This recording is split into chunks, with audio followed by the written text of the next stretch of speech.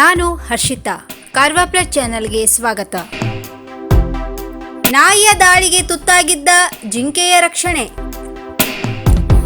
ಕಾಡಿನಿಂದ ನಾಡಿಗೆ ಬಂದಿದ್ದ ಗಂಡು ಜಿಂಕೆಯು ನಾಯಿಗಳ ದಾಳಿಗೆ ಒಳಗಾದ ಸಂದರ್ಭದಲ್ಲಿ ಸ್ಥಳೀಯರು ರಕ್ಷಣೆ ಮಾಡಿದ ಘಟನೆ ಉತ್ತರ ಕನ್ನಡ ಜಿಲ್ಲೆಯ ಹಳಿಯಾಳದ ಭಾಗವತಿ ಬಳಿ ನಡೆದಿದೆ. ನಾಯಿಗಳ ದಾಳಿಗೆ ಜಿಂಕೆಯ ಬಲಗಾಲು ಸಂಪೂರ್ಣ ಹಾನಿಯಾಗಿದ್ದು, ಈ ವೇಳೆ ಜಿಂಕೆಯನ್ನು ಸ್ಥಳೀಯರು ನಾಯಿಯ ದಾಳಿಯಿಂದ ರಕ್ಷಣೆ ಮಾಡಿದ್ದಾರೆ.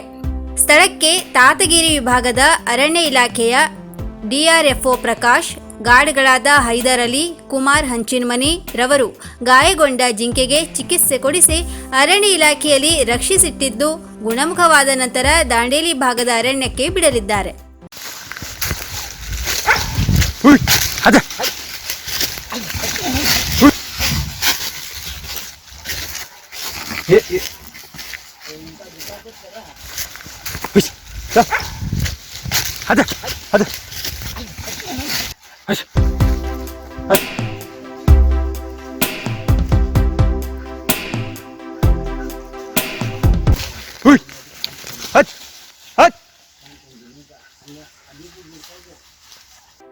ಇನ್ನು ಮತ್ತಷ್ಟು ಸುದ್ದಿಗಾಗಿ ಕಾರ್ವಾ ಪ್ಲಸ್ ವೀಕ್ಷಿಸಿ.